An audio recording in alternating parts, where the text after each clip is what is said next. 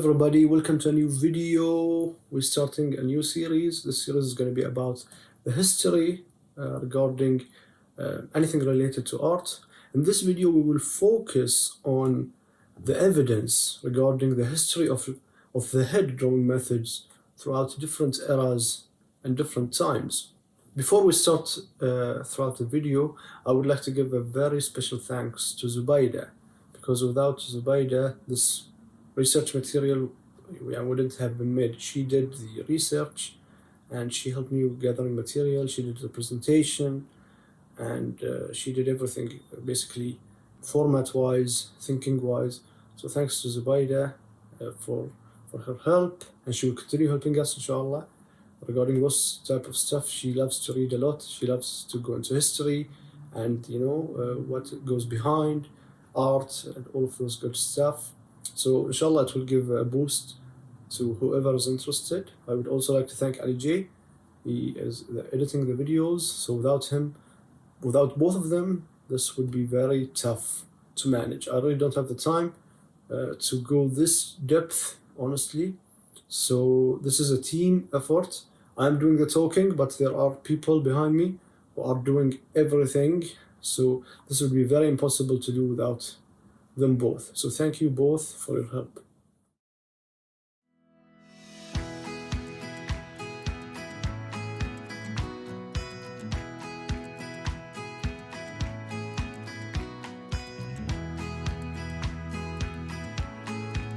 So we will talk about the head drawing methods throughout history.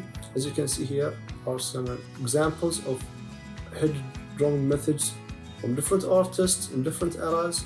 As you can see the difference in each one of them. And each artist in different eras, they tackled the head drawing in a very different way. So first on the list is ancient Egypt and Assyria.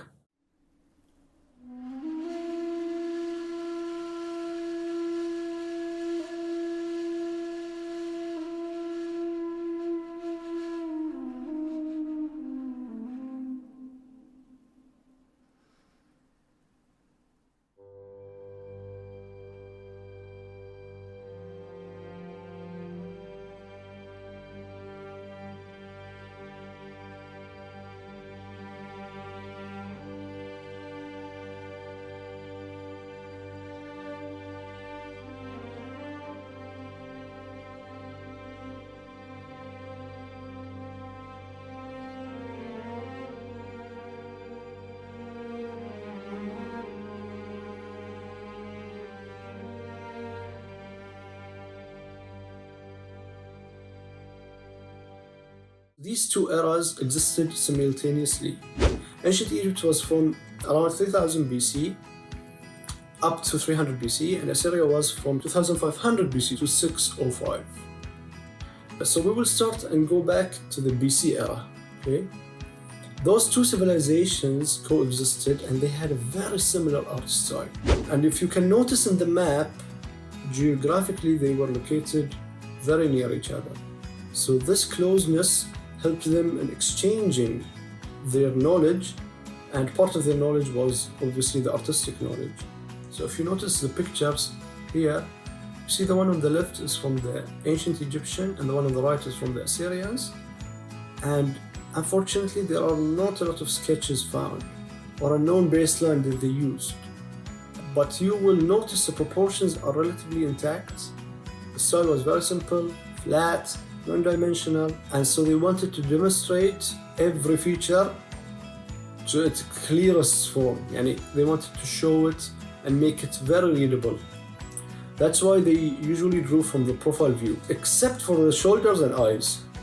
Okay, so they drew the face like this. The shoulders were, facing us. And the eyes also.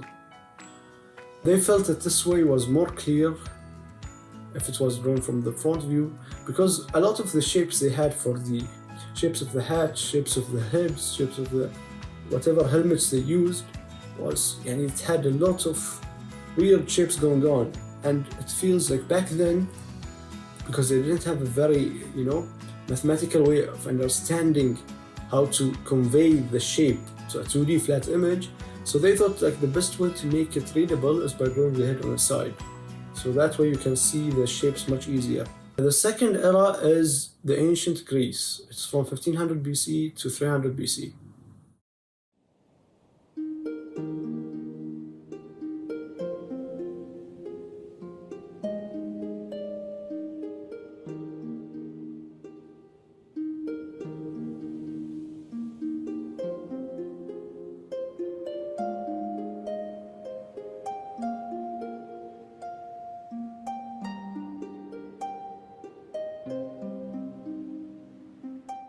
The ancient Greece was considered one of the two most significant era in anatomical studies in history. Not a lot of art survived from that era because a lot of it was painted on wood, which was ruined by mold and natural factors. Still, what was saved demonstrated their cunning use of depth and dimension.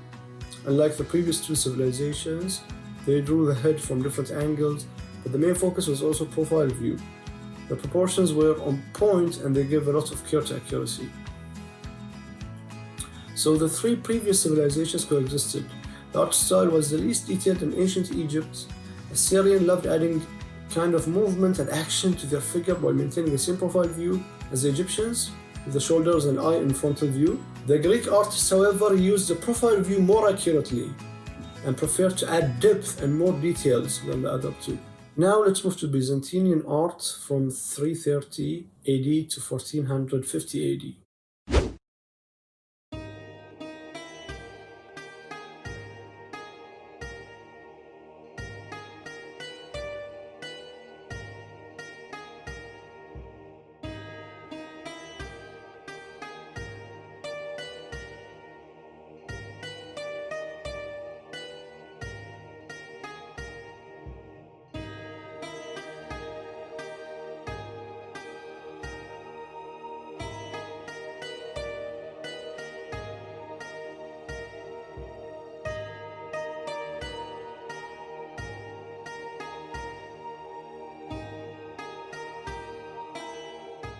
In this era, they did not pay attention to proportions or perspective. The portraits were always drawn from the front view, and their anatomy was not on point. They didn't draw the eyes accurately, they usually made them wide and gazing, which was part of their symbolic art also. They almost always used the same face in their drawings, if you can see from the images. And it was located in Constantinople back then, which is Istanbul today, in Turkey. And now let's move to the medieval ages, which was around 400 AD to 1400 AD.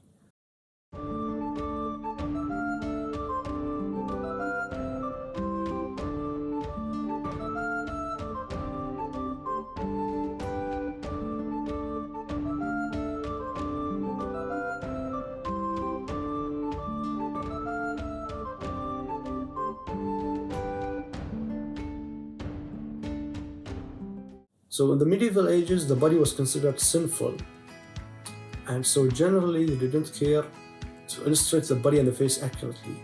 They had no understanding of the human body, and they didn't put any time or effort to reflect an accurate version of the humans.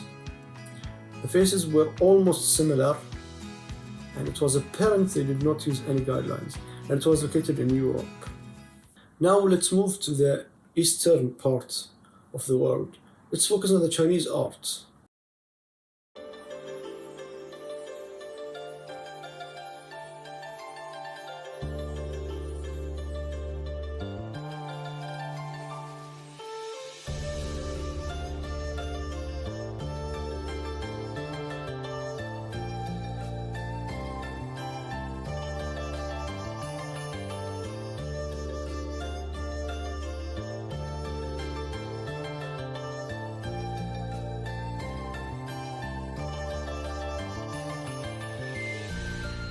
So as you can see from the illustration here, illustrations of the human head were used for medical purposes mostly. Proportions were not accurate, and they used the symbolic ancient method of drawing the eye from a frontal view and profile view. They mostly used to do that, draw the eye in a front view, but it's in a profile view head. Now let's move to the Renaissance era. It's from 1300s AD to 1600s AD.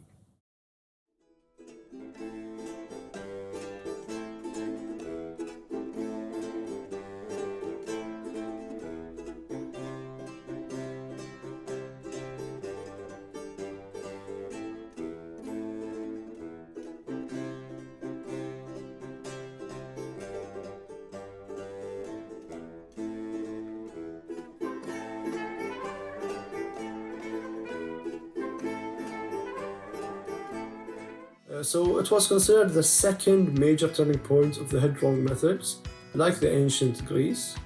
The artists in this era studied the human anatomy attentively. They used sketches, which some are still preserved today, in order to plan for their paintings, and they did dissections also. We will be looking at one artist in particular, the well-known Leonardo da Vinci. It's not because he was famous that we picked him, but because he left behind him almost 2,500 sketches. And he studied the human anatomy attentively. He even dissecting about 30 bodies for this purpose. And as we all know, like Leonardo da Vinci was not only an artist, he gathered a lot of knowledge in very different fields. So that helped him a lot in producing a very versatile and great art, that makes a lot of sense, and it built a very good foundation for the artists after him by learning, studying from real life basically, and knowing a lot of fields, not only art and just putting paint on it, symbolizing a thing. How can you make it more accurate? How can you make it sit well on a 2D plane, like it appears 3D? So in the Renaissance, we saw a lot of that look coming to life, and it feels like there's depth, perspective is very good. One thing that is worth mentioning, the Renaissance era artists worked so hard to earn their status among scientists and philosophers. They believed they earned and deserved the same level of respect, since their work didn't consist of just filling space with colors and paintings. But their work consists of math, perspective, human anatomy, dissection, and some scientific methods which helped them in the Renaissance era to earn a higher status. So why are there struggles of figuring the head drawing method throughout the past eras? First of all, you have to keep in mind the way of documentation wasn't as good back then, and there was a lot of wars going on. Like when an empire attacks another empire, one of the things they do is they burn the libraries or steal the books. So imagine how thousands of books have been burnt and how thousands of documents have been lost because they were written on a piece of wood, on a rock. So it's very tough to save those kind of things for decades and centuries. You lose them as time goes by. People don't know the value of them sometimes. It's up until recently that we found a way to document stuff as we do, and with the boom of the digital world and the internet and having clouds and servers, this helped us to keep a record much easier, databases of knowledge and clouds. So just keep that in mind. It's just happened in the past 25-30 years that we really reached this level of documentation, and it just gets better every single year. Learning in the past relied majorly on oral and practical methods. So the students were learning directly from their masters, either orally or in practice. They relied majorly on their memories also. They didn't document every single thing. Sometimes the artists didn't use durable materials, like the early Byzantine artists, who feared the persecution from the Greek Empire. Books weren't widely spread as they are today, and learning wasn't for everyone for thousands of years. Sometimes the knowledge was considered the secret of trade. So if I give you my knowledge, I lose everything. It's weird. It's only in the past 10 years that this kind of method or thinking changed. People today share almost everything. So if we go 15 years back, people were very similar in the mindset.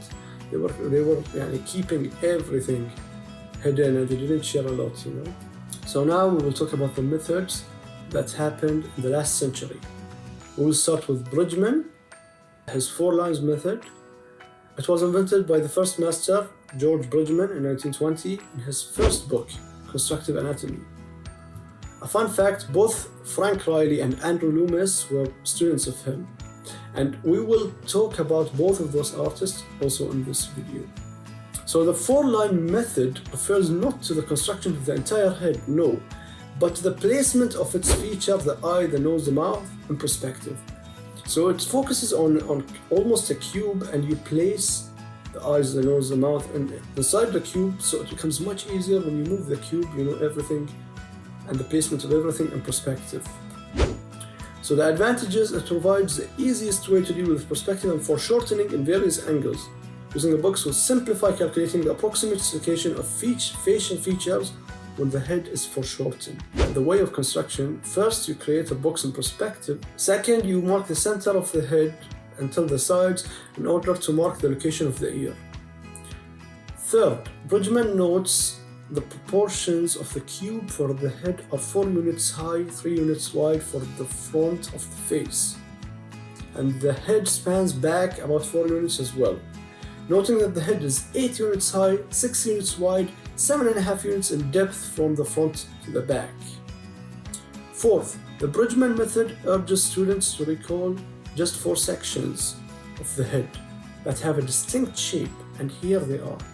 First, you have the forehead. Second, you have the cheekbone region. 3, you have the cylindrical form on which base the nose, the mouth are placed.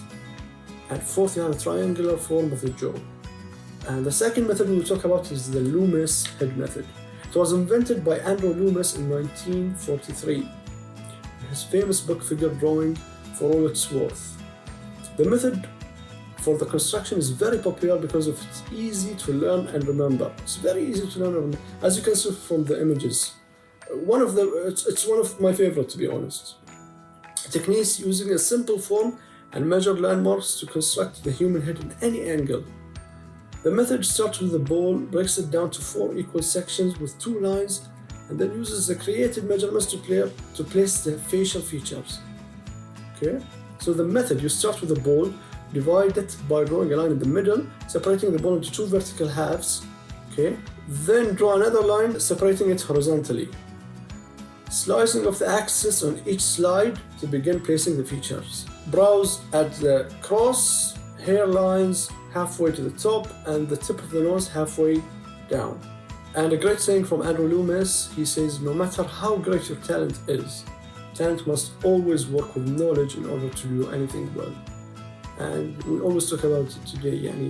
We know that talent is needed, but it's not enough. And sometimes, in some cases, maybe it's not needed. So knowledge is very important, and practicing also. Finally, let's move to the Riley head drawing method. It was invented by Frank Riley in around 1940s and 1950s. He took over George Bridgman classes upon his death in 1943. The only knowledge we have about his method is from his students. Unfortunately, he didn't write any books and no notes were found of his. He incorporates a well-mathematical relationship of the features of the head to the face. So every feature has a relationship with the rest of the features. It's very cool his way. It's not the easiest, but I really like it. You could almost use one continuous line without ever lifting up your pencil from the paper to create all the rhythms of the face. His way is very flowy and it has a rhythm to it, you know. So the method. To begin the Riley method, you need to have the outline of the head complete, so it doesn't really matter what method you use to create the head. You just need to have the top of the head, bottom of the chin in order to fill in the Riley's abstraction rhythm lines. Placing the head is not part of Riley's method. You need to do the face first and then place everything inside it, basically. So once you have the head outlined, you know where the eyes are in relationship to the brow line, then you can move to the nose. You can also, guys, if you would like to know about each of the subjects, we provided some of the references in the description box below. If anybody wants to go further in any subjects in their free time, they are free to do so. You can find them below. It was Zubaida who did it, so thanks to Zubaida for providing us with the material and for doing a great job providing the references as well. So since it's a face construction method rather than drawing like Loomis and Bridgman, it will leave you the freedom of keeping it or leaving it. Yeah, so it's a very different way, you know, very different than the other two. So in summary, Bridgman's method is geometric. It relies on creating a box with 4 main planes. Loomis' method is organic. It relies on creating a ball, then dividing it, adding the jaw part to it, and flatten the sides by cutting off the excess. Riley's method is also very organic. It relies on determining the surfaces of the face. It is not concerned with the initial construction of the head. You focus on the stuff inside the head. As we said, the resources are in the comments below. If you really like the video, please like, share, and subscribe, all the good stuff. If you want to hear more of those kind of stuff, please also write it in the comments. Thanks everybody, and I hope to see you in the next time. Take care.